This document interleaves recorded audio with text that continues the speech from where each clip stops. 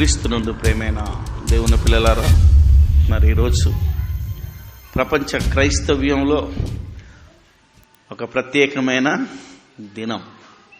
December 25 అనగానే చిన్న పిల్లోడు మొదలుకొని పెద్దోళ్ళకు కూడా గుర్తొచ్చేది ఏంటిది? క్రిస్మస్. క్రిస్మస్ అంటే అర్థం ఏంటి? ఎప్పుడు చెప్పాలి? దీనికి క్రైస్తవుడు 2 నాలుకలతో మాట్లాడే పద్ధతికి అలవాటు పడ్డాడు కనుకనే ఎంతవరకు మనం బైబిల్ ప్రకారంగా దేవుణ్ణి ఆరాధిస్తున్నాము, దేవుని వాక్య ప్రకారంగా మనం యేసుక్రీస్తుని ఈరోజు ప్రకటిస్తున్నాము, గణపరుస్తున్నాము అనేదే ప్రతి క్రైస్తవుడి ముందున్న కర్తవ్యం.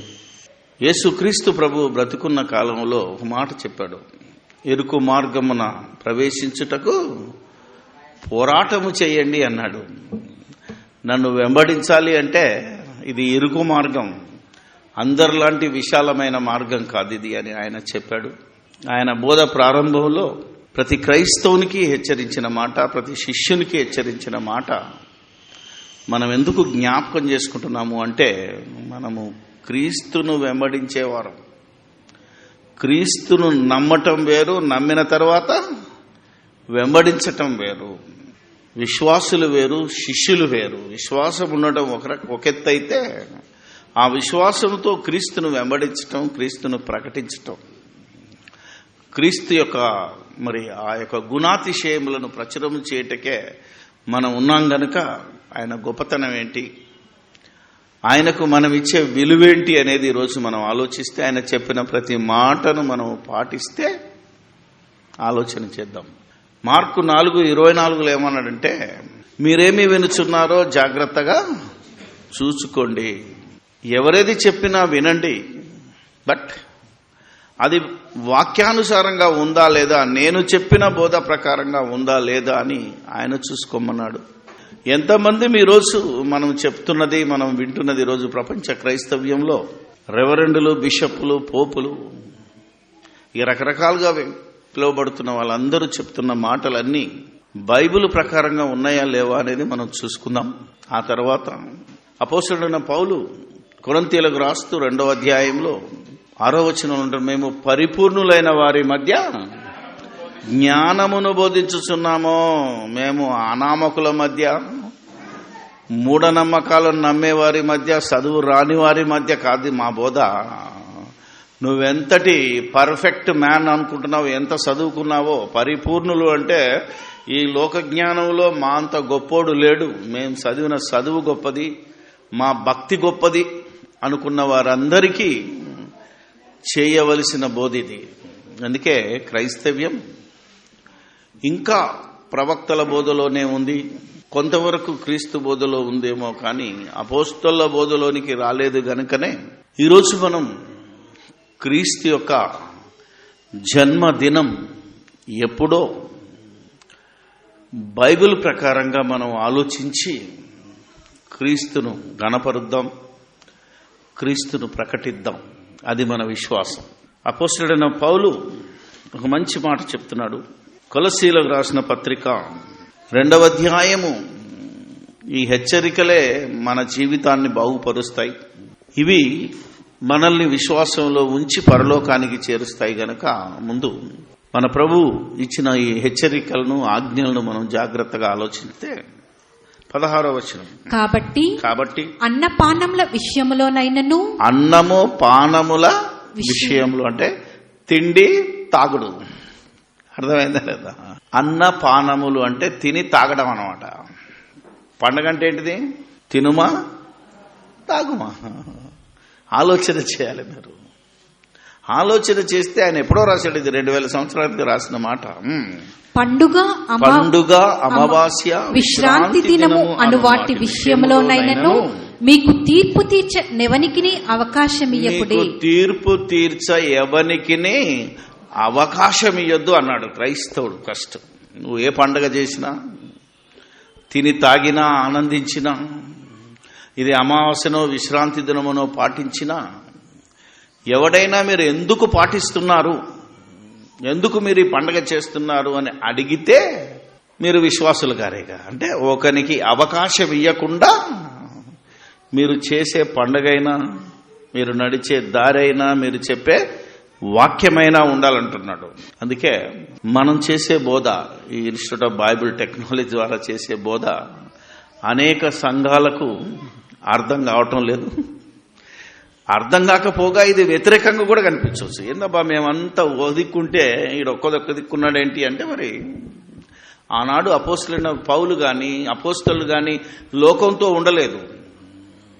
ఆలోచన చేయాలి మీరు. యేసుక్రీస్తు శాస్త్రులను పరిసయ్యులను కాదన్నాడు, ఇశ్రాయేలులను ఎంతో మందిని కాదని ఒక్కడుగా నిలిచి పోరాటం చేశాడు. ఒకప్పుడు ఎంతో మంది మరి పోపులు, అధికారులు, మతాధికారులు ఉన్న దినాన మార్టిన్ లూథర్ ఒక్కడే, అవునా కదా? మీరు ఆలోచించగలిగితే క్యాథలిక్ సమాజంతో బలము, బలగము, ఆస్తి, అంతస్తులు ఉన్నటువంటి క్యాథలిక్ వర్గంతో పోరాడి మనకి సత్యాన్ని బయటికి తీశాడు. సత్యం కోసం పోరాడే వాళ్ళు కొద్దిమంది ఉంటారు, లోకంతో పోవాలనుకున్న వాళ్ళు చాలా మంది ఉంటారు.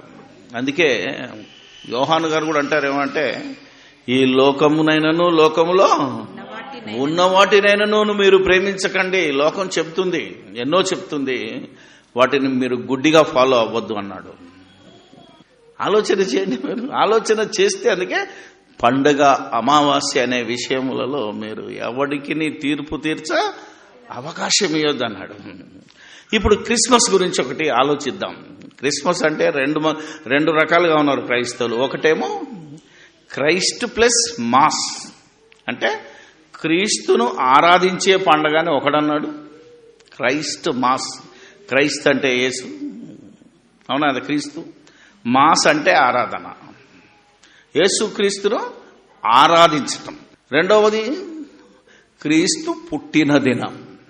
ప్రపంచంలో మ్యాక్సిమం మంది నమ్ముతున్నది ఏంటంటే క్రీస్తు పుట్టిన దినం. ఇది యేసుక్రీస్తు పుట్టినప్పుడు లేదు.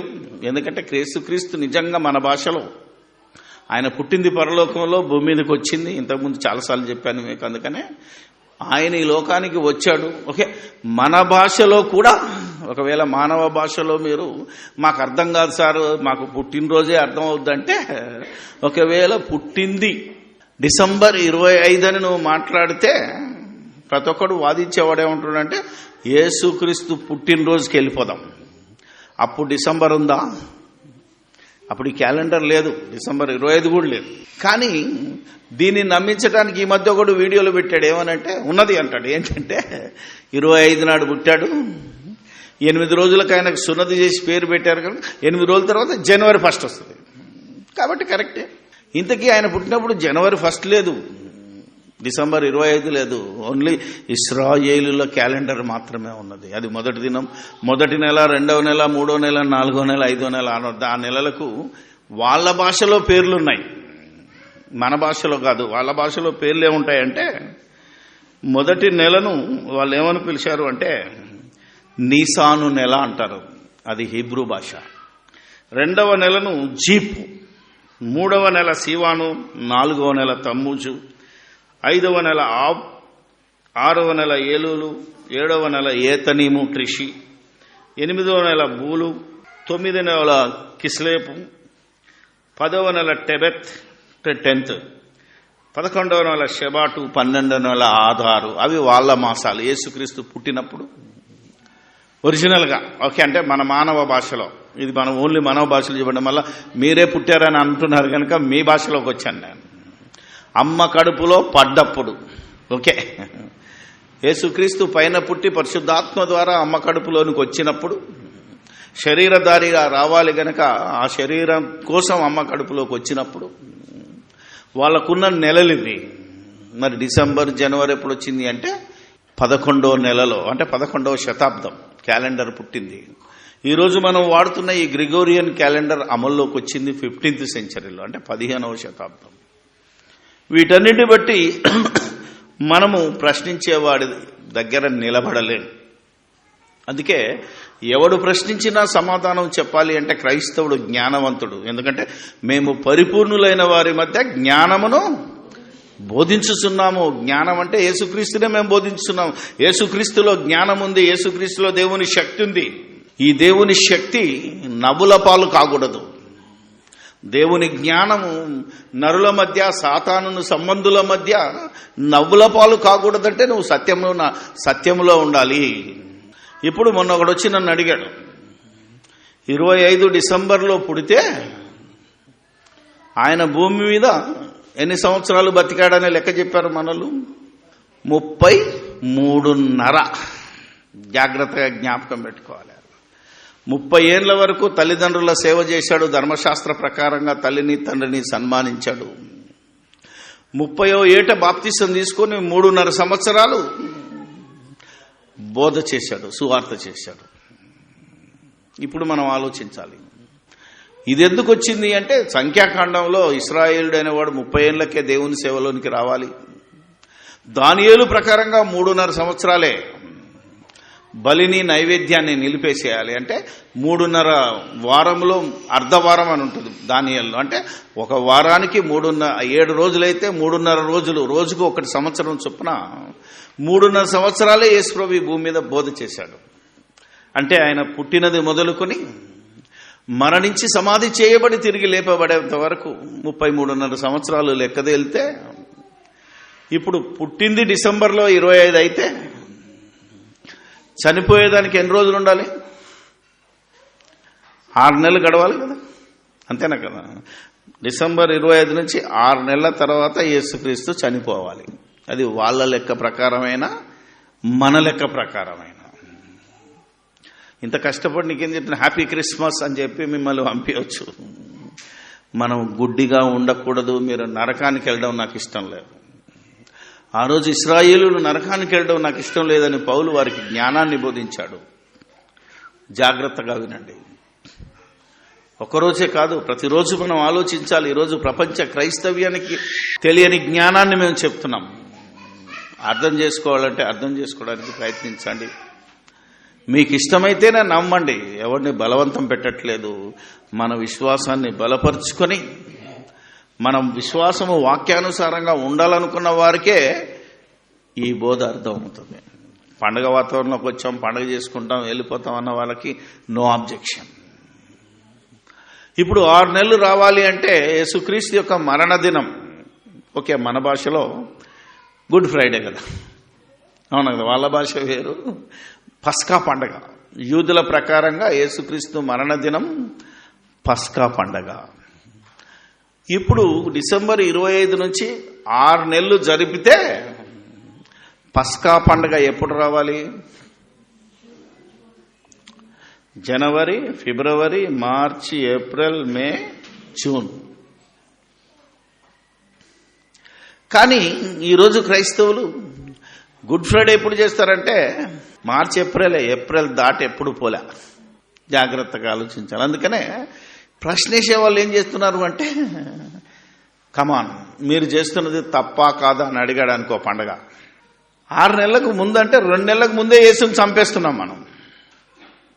ఏప్రిల్లో అంటే 4th మంత్ అంటే యేసుక్రీస్తు 3.5 సంవత్సరాలు సేవ చేయలేదు, 33.5 సంవత్సరాలు బతకలేదు. 33 సంవత్సరాల 4 నెలలే అని ఒకవైపు చెప్తున్నావు, మరొక వైపు 3.5 సంవత్సరాలు సేవ చేశాడు, 33.5 సంవత్సరాలు బతికాడని చెప్తున్నావు. ఇందులో ఏది రైటు? క్రైస్తవుడు 2 నాలుకలతో మాట్లాడడానికి వీల్లేదు. 2 నాలుకలతో మాట్లాడేవాడిని ఏమంటారు? సైతాన్ అంటాం. అంతే, అపవాది. ఆలోచన చేయాలి. ఇప్పుడు ఈ జ్ఞానం ఈ ప్రపంచానికి అందకపోయినా మీరైనా అందుకొని బాగుపడతారనే నమ్మకంతో నేను చెప్తున్నాను తప్ప మరొకటి కాదు. నేను చెప్పేది బైబిల్కు వ్యతిరేకం కాదు. ఈనాటి క్రైస్తవులకు వ్యతిరేకమైతే నాకేం బాధ లేదు. బైబిల్కు వ్యతిరేకమైతేనే నన్ను పట్టుకోవాలి, నన్ను నిలదీయాలని మరి సభాముఖంగా మీకు తెలియచేస్తూ, ఇప్పుడు ఒకవేళ బైబిల్ ప్రకారంగా మనం వెనక్కెళ్తే ఏ రోజు యేసుక్రీస్తు జన్మదినం అయ్యుండాలి? It is study. దీన్ని ఈ పండుగను వ్యతిరేకించేవాడు మరొకడు ఉన్నాడు. యాషువా మెస్సయ్య అనే సమాజం, నవీన యూదులు అనే వాళ్ళు పుట్టుకొచ్చారు. యూదులు కాకయే మేము యూదులమని చెప్పుకొని ఇంకా పర్ణశాల పండుగ చేయాలా, ఇంకా పస్కా పండుగ చేయాలా, ఏదైతే పండుగలు ఉన్నాయో 7 పండుగలు ఉన్నాయో ఇంకా సున్నతి చేసుకోవాలనే మరొక సంఘం బయటకు వచ్చింది. యేసుక్రీస్తు శిలువలో ఈ ధర్మశాస్త్రాన్ని కొట్టివేశాడు, పండుగలు నియామకాలు అన్నీ పోయినాయి అని మనకు నూతన నిబంధనలో చెప్పినా లేదు లేదు లేదు లేదు ఉన్నాయని చెప్పేవాళ్ళు ఉన్నారు. ఈరోజు సెవెంత్ డే అని ఒక సంఘం ఉంది, యెహోవా విట్నెస్ అనే వాళ్ళు ఉన్నారు. వీళ్ళంతా పాత నిబంధనను ఆచరించేవాళ్ళు. వీళ్ళ ప్రకారంగా మనం ఆలోచన చేయగలిగితే ఒకసారి లేవీ కాండానికి వెళ్తే, లేవీ కాండం బైబిల్ ప్రకారంగా పాత నిబంధనలో ఇది మనకు ఇప్పుడు పనికి రాకపోయినా వాస్తవాన్ని వెతుకుతున్నాను నేను. ఒకవేళ బైబిల్ ప్రకారంగా ఎప్పుడు ఉండాలి అని కనుక మనం మాట్లాడితే లేవీ కాండము 23వ అధ్యాయము 5వ వచనం. మొదటి నెల 14వ దినమున, మొదటి నెల 14వ దినమున, అంతేనమ్మా? మొదటి నెల 14వ దినమున పస్కా పండగ సాయంకాలమందు యెహోవా పస్కా పండగ జరుగును. ఆ నెల 15వ దినమున యెహోవాకు పొంగని రొట్టెల పండుగ జరుగును. చాలమ్మా, మొదటి నెల పస్కా పండగ చేయాలని ఉంటుంది. ఎందుకంటే ఇశ్రాయేలులు ఐగుప్తులో నుంచి, చీకటిలో నుంచి వెలుగులోనికి వచ్చిన దినాన్ని జ్ఞాపకం చేసుకొని 14వ రోజున పస్కా పండగ చేయాలి. ఇది వారికిచ్చిన ఆజ్ఞ. యేసు ప్రభు ఇశ్రాయేలుడు గనక ఆయనే పస్కా బలి పశువుగా బలయ్యాడు గనక యేసుక్రీస్తును సిలువలో వధించిన దినం, ఈ గొర్రెపిల్లను వధించిన దినం నీసాను నెల 14వ దినం. అది మార్చి ఏప్రిల్ మధ్యలో మనకు వస్తుంది గనక ఎప్పుడైనా ఆయన మరణదినం మనోళ్ళు పెట్టింది ఎవరు, అది మనం చేయాలా చేయవద్దా అనేది తర్వాత సంగతి. కానీ ఏదైతే మరణదినం వస్తుందో ఇప్పటికి ఇశ్రాయేళ్ల క్యాలెండరే పాటిస్తున్నారు ఇశ్రాయేల్ దేశంలో. నువ్వు అనుకుంటున్న క్రీస్తు శకం, క్రీస్తు పూర్వం పనికిరాదు అక్కడ. ఈరోజు చాలామంది ఏం చెప్తున్నారంటే ఈయనే శక పురుషుడు అని చూపించి రైట్ చేయడానికి ప్రయత్నిస్తున్నారు. కానీ క్రీస్తు శకము, క్రీస్తు పూర్వము ప్రపంచంలోని చాలా దేశాలు లావాదేవీలు జరపడానికే ఒప్పుకున్నాయి తప్ప ఒరిజినల్గా ఇశ్రాయేలులు వాళ్ళ శకాన్ని పాటిస్తున్నారు, ముస్లిములు వాళ్ళ శకాన్ని పాటిస్తున్నారు. మన దేశంలో హిందువులు కరడు కట్టిన వాళ్ళైతే శాలివాహన శకం అని ఒకటి ఉంటుంది, శాతవాహన శకం ఒకటి ఉంటుంది, ఎన్నో ఉంటాయి వాడుతున్నారు. కానీ బిజినెస్ కోసము, ఇక లావాదేవీల కోసం, అన్నిటి కోసమే క్రీస్తు శకం. కాబట్టి దీన్ని కూడా నువ్వు వాదించడానికి వీల్లేదు. ఆలోచన చేద్దాం. 14వ దినంన పస్కా పండుగ అంటే యేసుక్రీస్తు బలి, అంటే చనిపోయే దినం. మార్చి ఏప్రిల్ మధ్యలో అంటే మన లెక్కల ప్రకారంగా గుడ్ ఫ్రైడే నాడు మనం అనుకుంటే, ఇప్పుడు ఆయన పుట్టిన దినం ఎప్పుడు రావాలి? 6 నెలలు వెనక్కి జరగాలి. అర్థమైందా లేదా? 6 నెలలు వెనక్కి జరిగితే ఏమొస్తుందో మీకు చూపిస్తాను ఇప్పుడు. అదే లేవీ కాండం 23వ అధ్యాయము 33-34 వచనాలను గనక గమనిస్తే, మరియు యెహోవా మోషేకు ఇలాగు సెలవిచ్చెను, యెహోవా మోషేకు ఇలాగు సెలవిచ్చెను, నీవు ఇశ్రాయేలీయులతో ఇట్లనుము, ఇశ్రాయేలీయులతో, నాట్ క్రైస్తవులతో, ప్రపంచ ప్రజలందరితో కాదు, ఇది ఇశ్రాయేలీయులతో మాత్రమే. ఈ 7వ నెల 15వ దినము మొదలుకొని 7 దినముల వరకు యెహోవాకు పర్ణశాలల పండుగను జరుపవలెను. This is the commandment of ఇశ్రాయేలుకి ఇచ్చిన ఆజ్ఞ.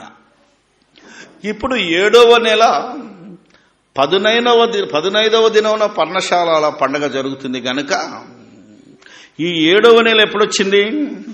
ఇశ్రాయేల్ క్యాలెండర్ని ఇప్పుడు గ్రిగోరియన్ క్యాలెండర్ని సమన్వయం చేస్తే మొదటి నెల నీసాను, 2వ నెల జీప్ లేదా ఇయర్, 3వ నెల సీవాను, 4వ నెల తమ్మూజు, 5వ నెల ఆవ్, 6వ నెల ఏలూలు, 7వ నెల ఏతనీము. ఈ ఏతనీము అనేది 30 రోజులు ఉంటుంది. మొదటి రాజులు 8వ అధ్యాయం 2వ వచనంలో ఈ నెల గురించి రాయబడి ఉంది. వదిలేయండి.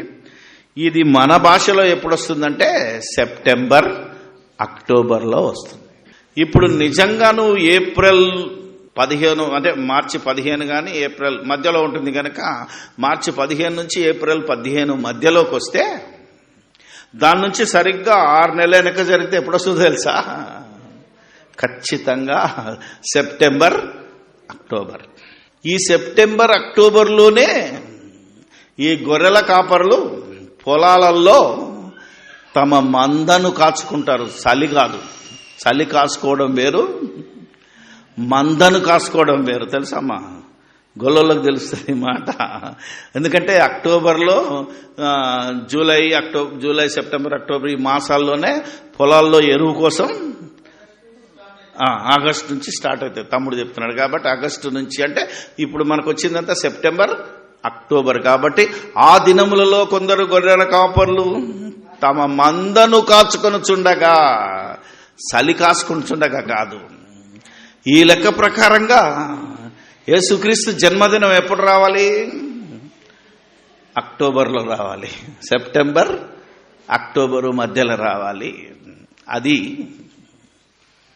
ఒకడొచ్చి లెక్కలు కట్టాడు. యేసుక్రీస్తు ఎలిజబెత్ అమ్మ, అవునా కదా, ఎలిజబెత్ అమ్మ గర్భవతి అయిన దినం వేరు.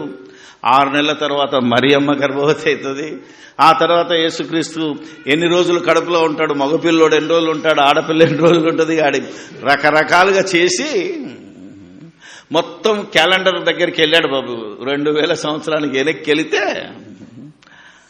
ఆశ్వయుజ మాసం చైత్ర శుద్ధం అంటే విజయదశమి నాడు పుట్టాడు యేసు ప్రభు. తెలుసా మీకు? అక్టోబర్లో వస్తుంది విజయదశమి. ఎందుకది? చీకటి నుంచి వెలుగులోనికి ప్రయాణించేది, చీకటి మీద విజయం వెలుగు విజయాన్ని సాధించిన దినం. అందుకే మరణఛాయలో ఉన్న దేశములు వెలుగును చూచిరి. లెమ్ము, నీ క్రీస్తు నీ మీద ప్రకాశిస్తున్నాడు అంటాడు. ఇంత చరిత్ర ఉంది, అయినా ఇది మనం నమ్మడానికి వీల్లేదు. ఎందుకంటే మనకు లేదు గనక. అర్థమైందా? బైబిల్లో రాయబడి లేదు గనక. మీరు జన్మదినం చెయ్యండి, ఇలా ఎత్తుక్కొని చెయ్యండి అని లేదు గనక. కాలములు సమయములు తన తండ్రి స్వాధీనంలో ఉంచుకున్నాడు గనక అది తెలుసుకుంటే మీ పని కాదన్నాడు గనక మనం తెలుసుకొని కూడా వేస్ట్. ఎందుకు?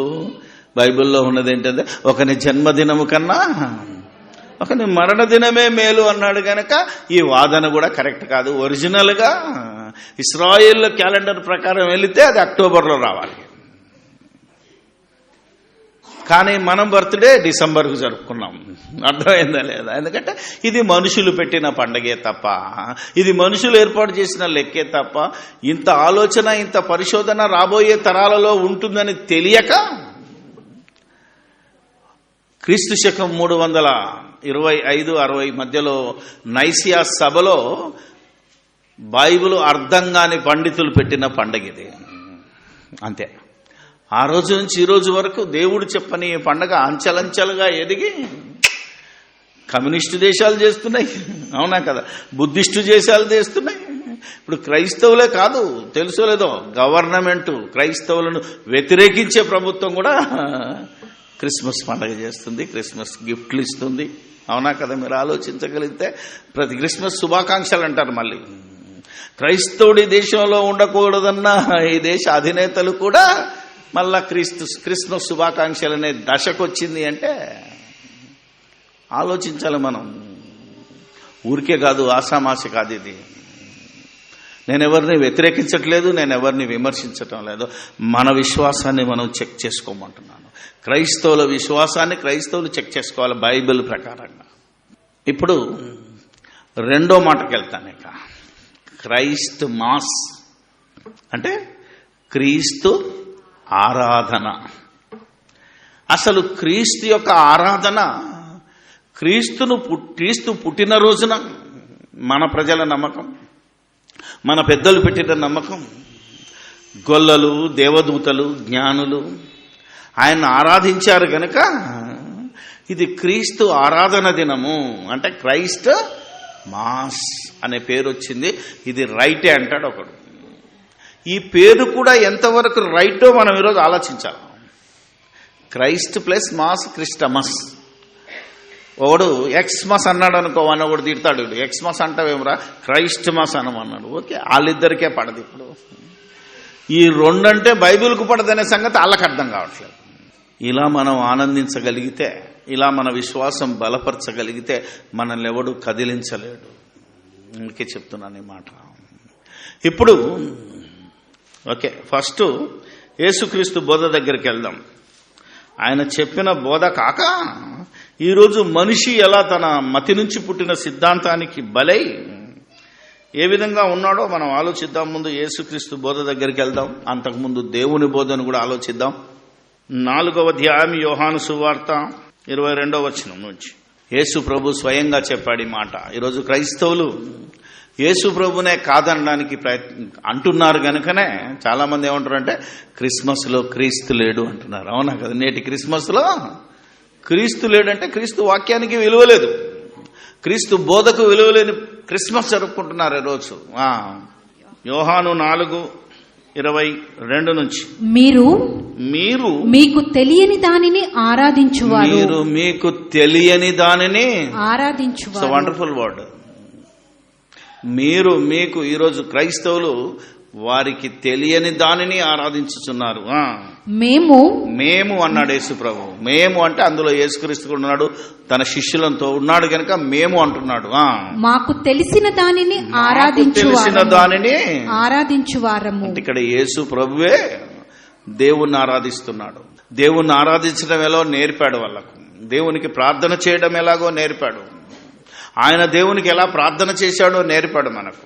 ఇది యేసు ప్రభువును గౌరవించటం, యేసు ప్రభువును ఘనపరచటం, యేసు ప్రభు ప్రకారంగా బ్రతకటం అంటారు. యేసు క్రీస్తు లాగా బ్రతకటం, యేసు క్రీస్తు కొరకు బ్రతకటం. ఏ భాష అన్నా మాట్లాడుకోవచ్చు మనం.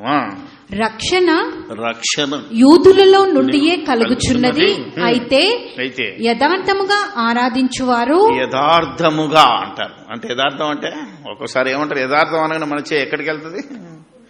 హృదయం, గుండెలు. ఇక్కడ హృదయం లేదు, ఓన్లీ గుండె ఉంది. నీ గుండె మీద చేసుకొని చెప్పరా అంటున్నాం కాబట్టి దాన్ని యథార్థం అంటారు. యథార్థముగా ఆరాధించువారు ఆత్మతోనూ సత్యముతోనూ తండ్రిని ఆరాధించు కాలము వచ్చుచున్నది. అది ఇప్పుడును వచ్చేయున్నది. ఇప్పుడే వచ్చినదంటే మేము స్టార్ట్ చేశాం ఆల్రెడీ. లేఖనాల ప్రకారము వాక్యం అంటే సత్యం అంటే వాక్యం. ఈ వాక్యము క్రీస్తుకు పూర్వం కూడా ఉన్నది, ఇప్పుడు కూడా నేనున్నాను. ఆత్మ అంటే పరిశుద్ధాత్మ ఆదికాండం 1వ అధ్యాయం 1వ వచనం నుంచి ఆ పరిశుద్ధాత్మ ఉన్నది, నేను కూడా ఉన్నాను. కాబట్టి వాక్యమై ఉన్నప్పుడు నేనేం చెప్పానో, శరీరధారిగా వచ్చినప్పుడు నేనేం చెబుతున్నానో మీరు జాగ్రత్తగా వినాలి అన్నాడు. వాక్యమై ఉన్నప్పుడు దేవుడు ఏమని చెప్పాడు, దేవుని వాక్యం అని చెప్పిందంటే నేను తప్ప ఈ భూమి మీద మీరు ఎవరిని పూజించకూడదు, ఆరాధించకూడదు, నమస్కరించకూడదు, ఏ రూపమునైనా మీరు చేసుకునకూడదు అన్నది అది దేవుడి ఆజ్ఞ. కాబట్టి నేను ఇశ్రాయేలుడని కనుక నా దేవుని ఆజ్ఞకు నేను లోబడాలి కనుక నేను కూడా దేవుణ్ణే ఆరాధిస్తున్నాను. నా శిష్యులు కూడా మేము అంటున్నాడంటే మేము తండ్రినే ఆరాధిస్తున్నాము. తన్ను ఆరాధించువారు, దేవుడు తనను ఆరాధించువారు అట్టివారే కావాలనని తండ్రి కోరుచున్నాడు.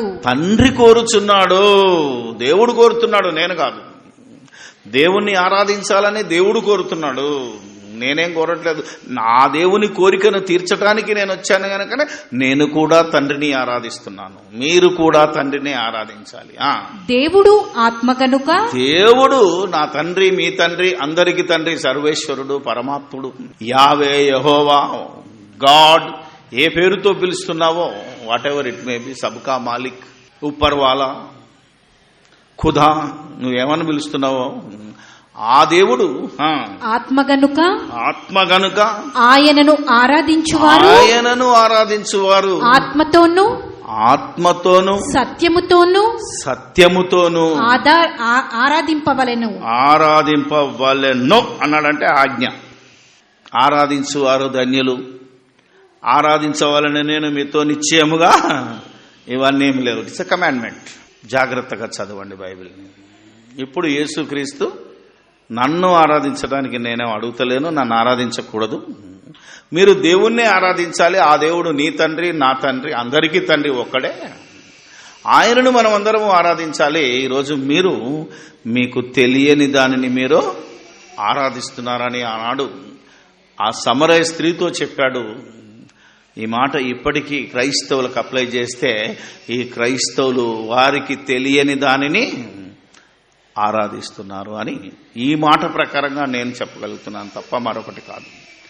ఇప్పుడు యేసుక్రీస్తు ఈ లోకానికి వచ్చినప్పుడు లూకా రాసిన సువార్త 2వ అధ్యాయం ఎవరాయనను ఆరాధించారో వీళ్ళకి ఏ వచనం రెఫరెన్స్ దొరికిందో ఒకసారి చూద్దాం. 2వ అధ్యాయం అంతా బ్రహ్మాండంగా ఉంటుంది, దాన్ని చదవడానికి చక్కగా ఉంటుంది. ఇది చదవాలంటే ముందు సత్యవాక్యమును సరిగా ఉపదేశించాలనే ఆజ్ఞను మనం గుర్తుపెట్టుకుంటే 7వ వచనం చదివితే ఒక అద్భుతం మాట ఉంటుంది. తన తొలిచూలు కుమారుని కని, అయితే 6 చదవమ్మా. వారక్కడ ఉన్నప్పుడు ఆమె ప్రసవ దినములు నిండెను గనుక తన తొలిచూలు కుమారుని కని పొత్తిగుడ్డలతో చుట్టి సత్రములో వారికి స్థలము లేనందున ఆయనను పశువుల తొట్టెలో పరుండబెట్టెను. సత్రములో ఆయనకు స్థలము లేనందున. Wonderful word. ఆయన పెరిగి పెద్దగైన తర్వాత కూడా అంటాడేమని, బోధకుడా నువ్వెక్కడుంటావు అని అడిగితే ఏమన్నాడు, నక్కలకు బొరియలున్నాయి, ఆకాశ పక్షులకు గూళ్ళున్నాయి, మనుష్య కుమారుడు తలవాల్చుకొనడానికే ఏ స్థలం ఆయన కోరుకున్నాడో ఈరోజు మనుషులు గ్రహించాలి. నేనెక్కడుంటానో, నేను ఏ ఇంట్లో ఉంటానో, నేను ఏ ఇంటికి అధిపతినో ఆ ఇంట్లో నన్ను ఉంచండి అని యేసుక్రీస్తు ఎప్పటి నుంచో చెబుతున్నా ఇంకా మనం ఎక్కడున్నాము అనేది మనం ఆలోచన చేయాలి. కనుక ఇక్కడ వాక్యంలో ఉంటుంది, ఆయన ఎక్కడ పుట్టాడో చెప్పలేదు. బెత్లెహేములో నుండి వస్తాడు అన్నాడు కాబట్టి అమ్మ ఎక్కడ డెలివరీ చేసిందో ప్రభువుని దేవుడు బైబిల్లో రాయించలేదు. చాలామందికి ఏం తెలుసు, యేసు ప్రభు పశువుల పాకలో పుట్టాడంటారు తప్ప పుట్టలేదు. ఎక్కడో కన్నది, సత్రంలోకి వెళ్తే స్థలం లేదన్నారు, ఎల్లగొట్టారు.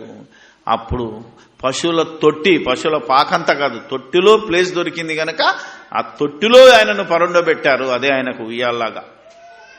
ఈరోజు ఉయ్యాల షేప్ కూడా అదే, అవునా కదా? మీరు ఆలోచించగలిగితే తొట్టి కరెక్ట్గా ఉయ్యాల షేప్లో ఉంటుంది కాబట్టి అందులో పరుండబెట్టాను అని ఉన్నది. ఇప్పుడు ఆ పరుండబెట్టిన సంగతిని దేవదూతలకి ఎవరికి చెప్పారో కనుక మీరు ఆలోచిస్తే 8వ వచనం, ఆ దేశములో కొందరు గొర్రెల కాపరులు పొలములో ఉండి రాత్రివేళ తమ మందను కాచుకొనుచుండగా. What a wonderful word. తాము చలి కాచుకొనుచుండగా కాదు, తమ మందను కాచుకొనుచుండగా ప్రభువు దూత వారి యొద్దకు వచ్చి నిలిచెను. ప్రభువు మహిమ వారి చుట్టూ ప్రకాశించినందున వారు మిక్కిలి భయపడిరి. అయితే ఆ దూత, భయపడకుడి, ఇదిగో ప్రజలందరికీ కలగబోవు మహా సంతోషకరమైన సువార్తమానమును. సువార్త కాదమ్మా, సువర్తమానం. సువార్త వేరు, సువర్తమానం వేరు. So wonderful word. సత్యవాక్యాన్ని సరిగా విభజించాలి. కొమ్ము ఉన్న దగ్గర కొమ్ము దీర్ఘం ఉన్న దగ్గర అర్థమైందా? దురాలోచన అన్నాం అనుకున్నాం, దానికి దీర్ఘం పెడితే దూరాలోచన మంచిది, దురాలోచన చెడ్డది. ఆలోచన చేయాలి మీరు. అందుకే బైబిల్ స్టడీలో జాగ్రత్త పడాలి. ఒకసారి చదివించాను కదా మీతోటి, ఏమని? అబ్రాము అబ్రాహం అన్నప్పుడు అబ్రామే చదవాలి, అబ్రహాం అన్నప్పుడు మనం ఎప్పుడైనా మీరు అబ్రాహం అని మీరు ఎవరైనా బయట ఒకసారి క్విజ్ పెడితే చదివించాను, అందరూ ఫెయిల్ అయ్యారు. ఓకే, అందుకే చెప్తున్నాను. సువర్తమానం అంటే ఎవరికి, ప్రజలందరికీ ఒక మంచి వర్తమానమే. అది పుట్టుక అంటే ఈరోజు ఆయన మీరు లోకానికి వచ్చాడని చెప్పడానికి ఒక మంచి వార్త. కానీ సువార్త ఏంటిది చూసారా లేదా? అది రక్షణ కలిగించేది. ఇది ఒక శుభవార్త. ఎవరికి? ప్రజలందరికీ. ఈరోజు మీకు, మరియమ్మ దగ్గర కూడా ఏమంటే ఇదిగో శుభవచనం అంటుంటాం. ఇదే విషయాన్ని మీరు జకరియా భార్య ఎలిజబెత్ అమ్మ దగ్గరికి వచ్చినప్పుడు కూడా దేవదూత సువర్తమానం చెప్తున్నాను అంటది. అంటే యోహాను పుట్టడం ఒక శుభవార్త. ఆలోచన చేయండి. ఆయన మరణాన్ని గురించి సువార్తలో లేదు, కానీ యేసుక్రీస్తు మరణ సమాధి పునరుత్థానమే సువార్త తప్ప పుట్టడం అనేదాన్ని సువార్తలో కలపలేదు భక్తులు. యేసుక్రీస్తు కూడా చెప్పలేదు. కాబట్టి కలగబోవు మహా సంతోషకరమైన సువర్తమానమును నేను మీకు తెలియచేయుచున్నాను. దావీదు పట్టణమందు నేడు రక్షకుడు మీ కొరకు పుట్టియున్నాడు. నేడు రక్షకుడు మీ కొరకు పుట్టియున్నాడు. ఈయన ప్రభువైన క్రీస్తు. దానికిదే మీ కానవాళ్ళు.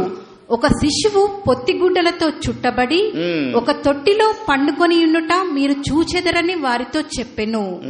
వెంటనే ఇప్పుడు ఎవరికి చెప్పాడండి పుట్టాడని? దేవదూత గొర్రెల కాపర్లకే. వాళ్ళ మనస్తత్వం గొర్రెలు అంటారు. ఎవరు జ్ఞానులు గారు, వాళ్ళకు తెలివి లేదు. వారు ఇశ్రాయేలు గారు, భక్తులు అంతకంటే కాదు. ఇశ్రాయేలులకు దేవుడు వస్తాడు అని చెప్పాడు కనుక వాళ్లకు వచ్చిన సంగతి కూడా చెప్పలేదు. వాళ్ళు కనుక్కోవాలి. బైబిల్ చదివి, లేఖనాలను చదివి ఎక్కడి నుంచి వస్తాడు, బెత్లెహేము నుంచి ఎప్పుడు వస్తాడు, ఒక నక్షత్రం పుడుతుంది, యాకోబులో ఒక నక్షత్రం ఉదయిస్తుందని ఆ నక్షత్రాన్ని చూడాలి, జరిగిన సంఘటనలను చూడాలి, వాళ్ళు యేసుక్రీస్తు దగ్గరికి రావాలి. కానీ ఇశ్రాయేలుకు చెప్పలేదు, ఆ రాజుకు కూడా చెప్పలేదు. ఇది గొర్రెల కాపర్లకు దగ్గరికి వచ్చి 2000 సంవత్సరాల క్రితం చెప్పిన మాటను ఇప్పటికీ ప్రతి క్రైస్తవుడు ప్రతి క్రిస్మస్ రోజున ఏం రాసుకుంటాడంటే, దావీదు పట్టణమందు నేడు మీ కొరకు. ఇప్పుడు ఉన్నాడా? నేడు పుట్టాడా?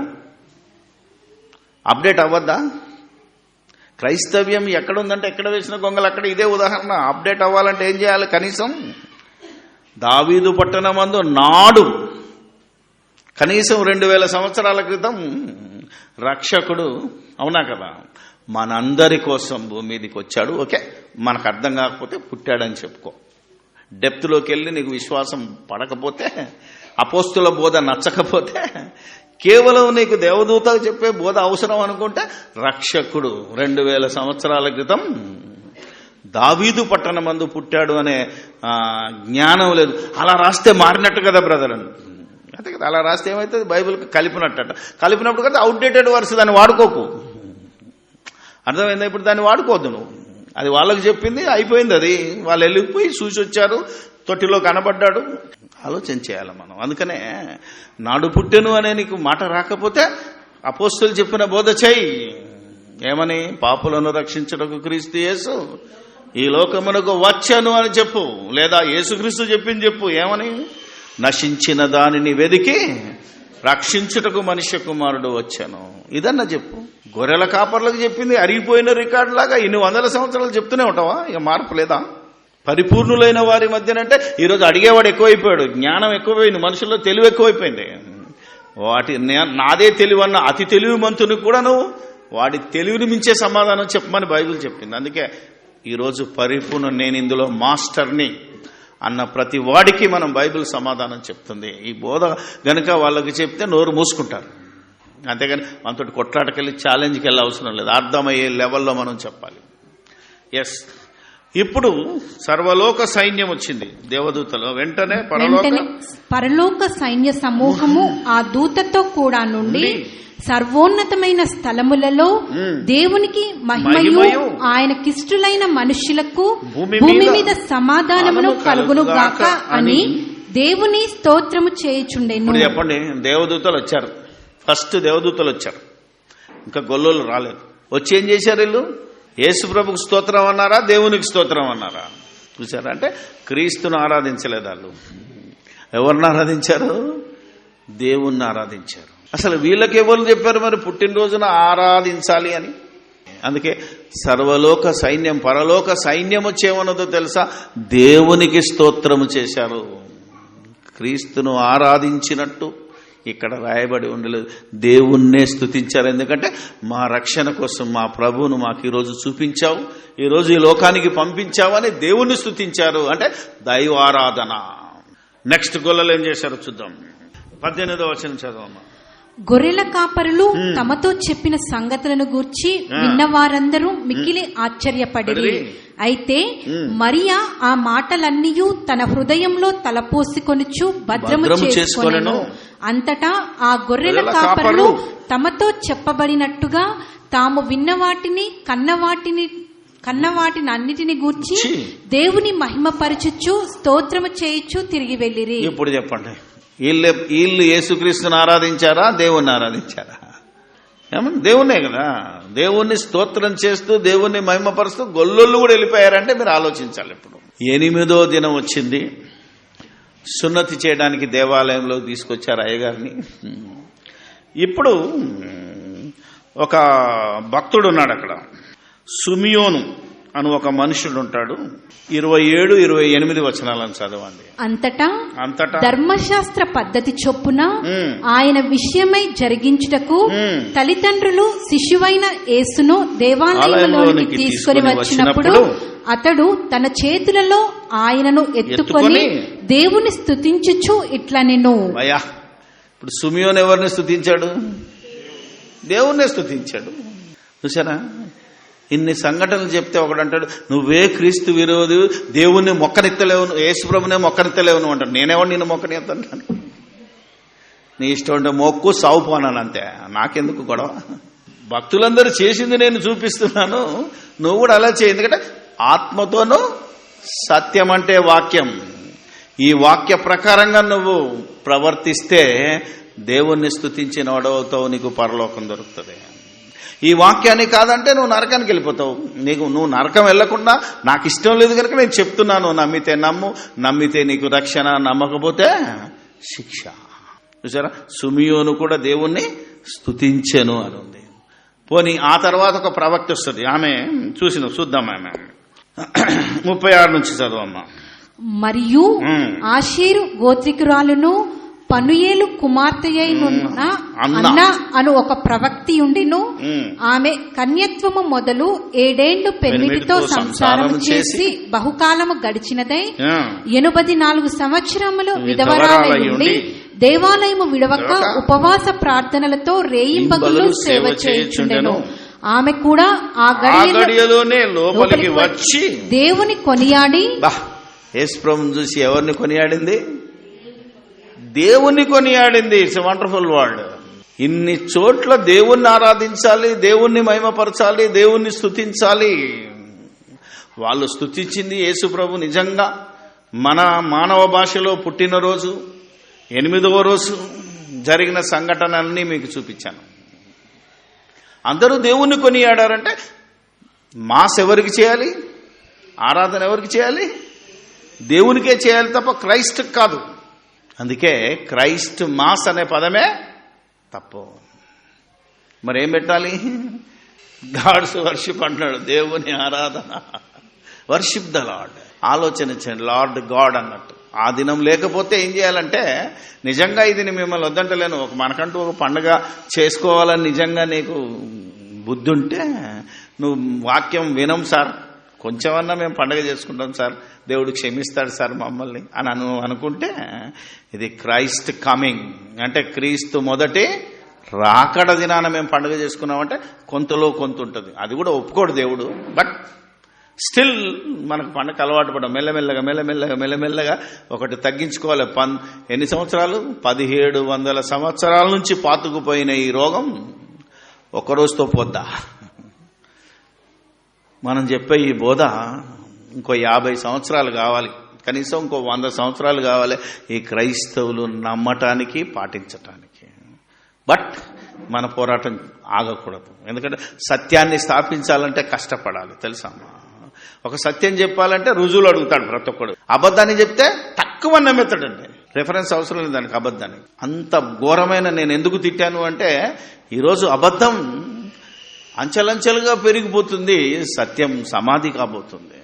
ఇంత సత్యాన్ని మనం ప్రకటిస్తూ ఉంటే కాదని మనల్ని నిందించే వాళ్ళు రేపు ఈ యొక్క వీడియోని కనుక నేను యూట్యూబ్లో పెడితే ఇక క్వశ్చన్ ఇచ్చే వాళ్ళు దిగుతారు. ఇక అయితే దీని సంగతి ఏంటి, అయితే దాని సంగతి ఏంటి, అయితే ఈ విషయం నీకు తెలియదు అంటాడు ఒకడు. అన్ని తెలిసి దైవజనుడిగా పూర్ణముగా సిద్ధపడి దైవావేశం వలన ఈ కలిగిన ప్రతి లేఖనమును అదే దేవుని ఆత్మ సహాయముతో పరిశీలించి, పరిశోధించి, ప్రకటించి, తప్పు చేసిన వాడిని ఖండించి, బోధించగలుగుతున్నాము అంటే ఇది దేవుని వాక్య ప్రకారంగా ఉంటుంది.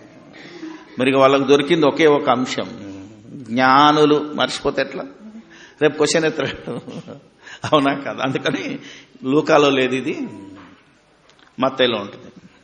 తూర్పు దేశపు జ్ఞానులు గత వారం మీకు చెప్పాను సబ్జెక్టు. ఈరోజు ఇందులోని ఎసెన్స్ మాత్రమే చెప్తాను. ఈ జ్ఞానులు వాక్యం తెలిసిన జ్ఞానులు కాదు, ఈ జ్ఞానులకు కూడా మనం జ్ఞానం బోధిస్తున్నామని అర్థం. వాళ్ళెవరు? లోక జ్ఞానులు. అంటే నక్షత్ర సూచనలు, జ్యోతిష్య శాస్త్రంలో పండితులై ఉండాలి, లేదా నక్షత్ర శాస్త్రం, అంతరిక్ష శాస్త్రాల్లో ఏదైనా ఒక కొత్త సంగతి, కొత్త చుక్క పుడితే ఒక రాజు పుట్టాడని తెలుసుకునే జ్ఞానులే తప్ప బైబిల్ చెప్పిన భక్తులు కాదు, ఇశ్రాయేలు జనాంగం కాదు, వీళ్ళెవరు కాదు. అందుకే యేసుక్రీస్తు చెప్తున్నాడు, మన భాషలో ఏమన్నాడంటే, రాజైన ఏదో దినములలో యూదయ దేశం బెత్లెహేములో యేసు పుట్టిన వెంబట ఇదిగో తూర్పు దేశపు జ్ఞానులు యెరూషలేమునకు వచ్చి. చూసారా, ఈయన రక్షకుడు కాదు, ఒక రాజు పుట్టాడని ఎక్కడికి వెళ్ళారు? సుక్కను చూస్తూ వెళ్ళేవాడు ఎక్కడికి వెళ్ళాలి? సుక్క నడిపించిన చోటుకి వెళ్ళాలి, కానీ సొంత జ్ఞానంతో ఎక్కడికి వెళ్ళారు? రాజు కొడుకు రాజా భవనములో అంతఃపురంలోనే పుడతాడు కనుక వీళ్ళు డైరెక్ట్గా వెళ్ళి యెరూషలేంకి వెళ్ళారు. చుక్క అక్కడికి నడిపించలేదు వాళ్ళను. ఆ చుక్క ఎక్కడికి నడిపిస్తుందంటే నక్షత్రం బెత్లెహేముకు నడిపించే చుక్క మార్గాన్ని మరిచి సొంత జ్ఞానంతో హేరోదు దగ్గరికి వెళ్ళారు. అందుకే ఈ జ్ఞానులు బైబిల్ ప్రకారంగా జ్ఞానము లేనివారు, గుర్తుపెట్టుకోవాలి. వీరు అన్యులు. వీళ్ళకున్న ఆచారం ఏంటి? రాజును పూజించటం, రాజును మొక్కడం అనేది వాళ్ళు నేర్చుకున్నది, వాళ్ళ సాంప్రదాయం, వాళ్ళ పద్ధతి. కాబట్టి ఇప్పుడు రాజు పుట్టాడు, కానీ ఎక్కడ పుట్టాడు? యూదయ దేశపు బెత్లెహేమా అనే వాక్య ప్రకారంగా ఎక్కడి నుంచి రావాలో అక్కడి నుంచి రావాలి. ఆ వాక్యము మీకా గ్రంథం ఈ జ్ఞానులకు తెలియదు.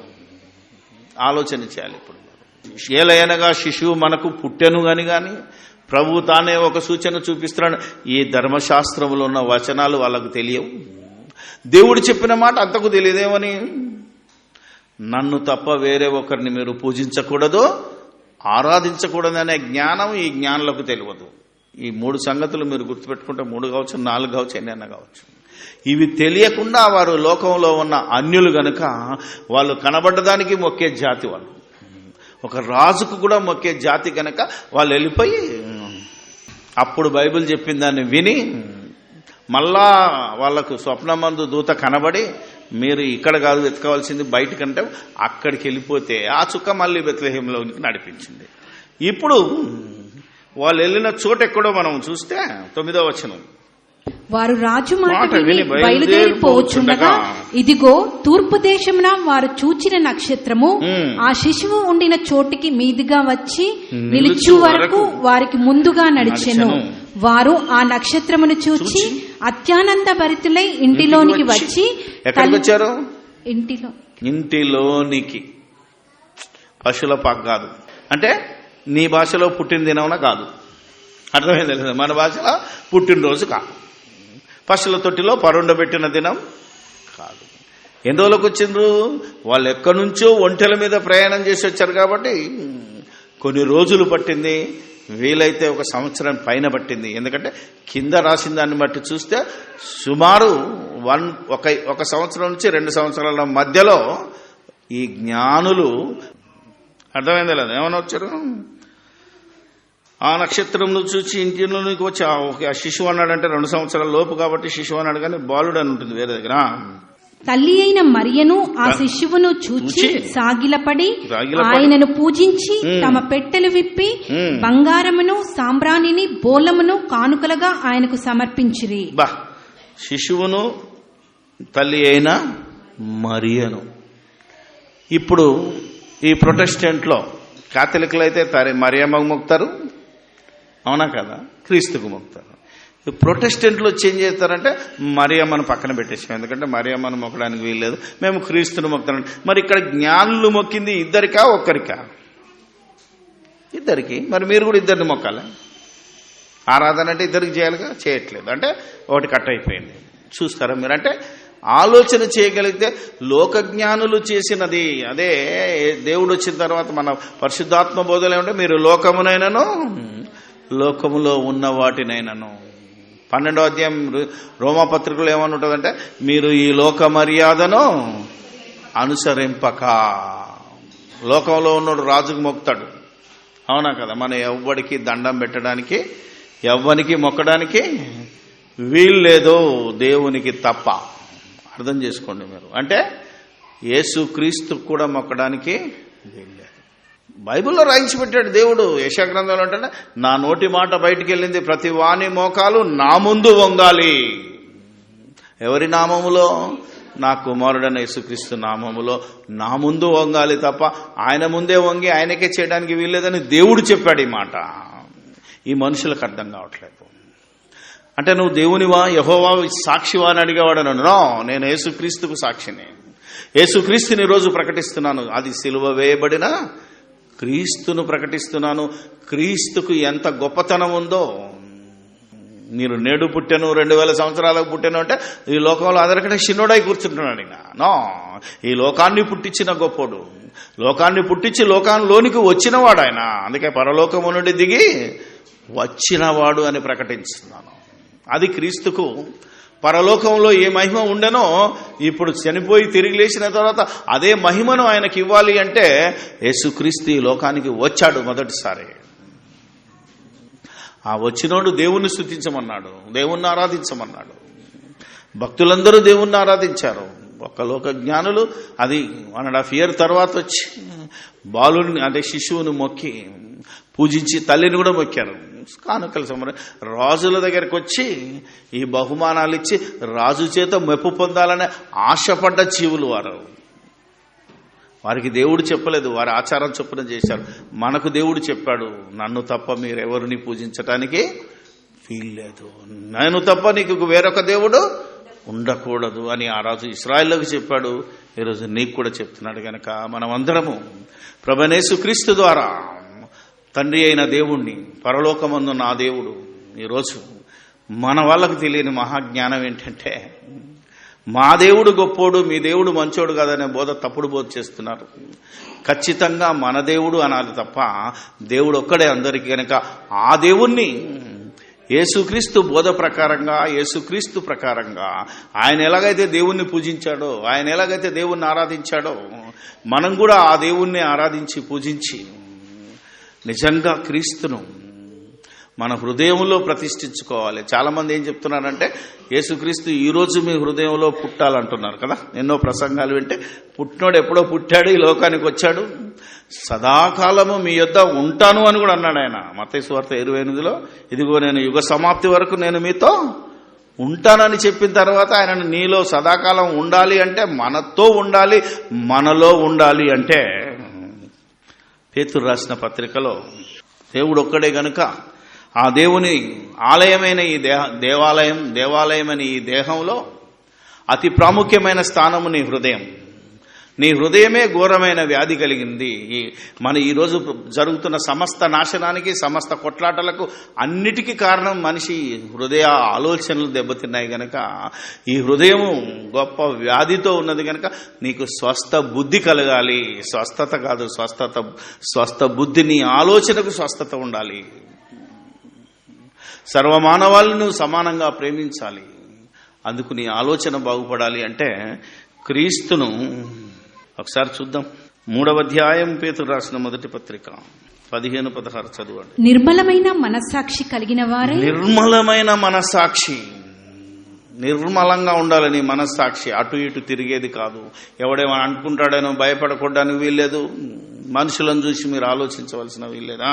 మీలో ఉన్న నిరీక్షణను, మనలో ఉన్న నిరీక్షణ, క్రైస్తవులకు ఉన్న నిరీక్షణ గురించి మిమ్మును హేతువు అడుగు ప్రతివానికి మీరెందుకు పండుగ చేస్తున్నారు, మీరెందుకు ఆరాధన చేస్తున్నారు, మీరెందుకు ప్రకటిస్తున్నారు అని మనల్ని ప్రశ్నించే వారికి సాత్వికముతోను భయముతోను తగ్గింపుతోను భయముతోను సమాధానము చెప్పుటకు ఎల్లప్పుడూ సిద్ధముగా ఉండి మీ హృదయములయందు క్రీస్తును ప్రభువుగా ప్రతిష్ఠించుడి. ప్రభువుగా, దేవుని కుమారుడిగా దేవుణ్ణి ఆరాధించిన వాడిగా, దేవుని మహిమపరిచిన వాడిగా, దేవుని పని నెరవేర్చిన వాడిగా ఆయనను మన హృదయములలో ప్రతిష్ఠించాలా.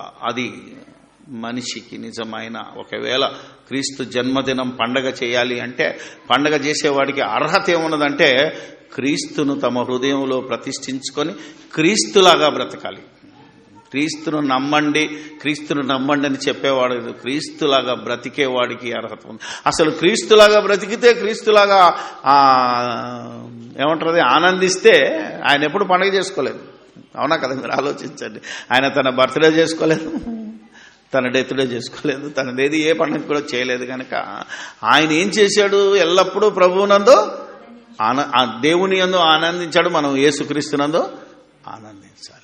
మనకు క్రైస్తవుడిగా నువ్వు క్రీస్తును ప్రతిష్ఠిస్తే రోజు పండగ, ఏడాదికో పండగ కాదు, రోజు పండగ చేసుకోమని మనకు దేవుడు ఆజ్ఞాపించాడు. కనుక పండగ అంటే ఏంటిది? సంతోషం. అవును కదా? విందు, సంతోష హృదయానికి రోజు పండగే ఉంటుంది. అందుకే నీ హృదయంలో యేసుక్రీస్తు నిన్ను రక్షించాడు, నిన్ను పరలోకానికి తీసుకెళ్తాడు అనే నిరీక్షణ నువ్వు కలిగి ఉంటే, ఎవరికి లేనటువంటి ఆనందం నీ హృదయంలో ప్రతిరోజు ఉండాలి తప్ప ఒక్క ఏడాది అయిపోయింది అది ఈరోజు క్రైస్తవ ప్రపంచంలో సగం పండుగ వెళ్ళిపోయినట్టేగా. అవునా కదా? రాత్రికి మొత్తం వెళ్ళిపోతే మళ్ళీ ఎప్పటిదాకా ఎదురు చూస్తారు వీళ్ళు, మళ్ళా డిసెంబర్ 25 దాకా. ఇది దుర్మార్గం. మళ్ళీ ప్రతిరోజు నువ్వు ఆనందించి ప్రతిరోజు ప్రభువులాగా బ్రతికి ప్రభువును ప్రతిష్ఠించుకుంటే ప్రతిరోజు పండుగ చేసేవాడే క్రైస్తవుడని, క్రీస్తు ద్వారా పరలోకం వెళ్తాడనే విషయాన్ని మీరు గుర్తుంచుకొని ప్రతిరోజు పండుగ చేసుకోవాలని ప్రభు పక్షాన మిమ్మల్ని కోరుతూ, లోకంలో పెట్టిన పద్ధతులు, లోకంలో ఆచారాలన్నీ ఉత్తి దండగా, ఎందుకంటే మీరు మనుషులు పెట్టిన పద్ధతులనే దైవోపదేశములుగా వ్యర్థముగా దేవుణ్ణి ఆరాధిస్తున్నారే తప్ప, దేవుడు కోరుకున్నట్టు, దేవుడు ఆత్మ గనక ఆయన ఆరాధించువారు ఆత్మతో సత్యముతో ఆరాధించేవారే కావాలని దేవుడు జగత్తు పునాది వేయబడక మునుపే క్రీస్తు యేసు ద్వారా నియమించాడు. గనక యేసుక్రీస్తుని లోకానికి పంపాడు, మనుషులందరి పాప పరిహారం కోసం మరణింపజేశాడు, సమాధి చేశాడు, 3వ దినాన లేపాడు, తన కుడిపార్శ్వమున కూర్చున్నాడు. మనుషులందరూ క్రీస్తును అంగీకరించిన దినాన, లేదా క్రీస్తుని గురించిన సువార్త విన్న దినాన తిరిగి ఆయనని లోకానికి పంపి లోకాన్ని నాశనం చేసి తన భక్తులను తీసుకెళ్ళడానికి ఉన్నాడు.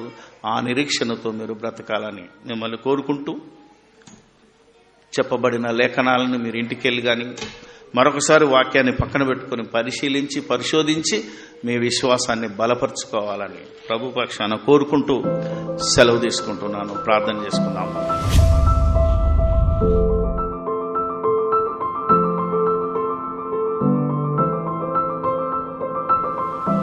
పరిశుద్ధుడైన మా తండ్రి, పరలోకమందును ఈ భూమి మీద మనుషులుగా జీవిస్తున్నటువంటి ప్రతి మనిషిలోనూ ఉన్నటువంటి దేవదేవుడా నీకు స్తోత్రాలు చెల్లిస్తూ ఉన్నాము.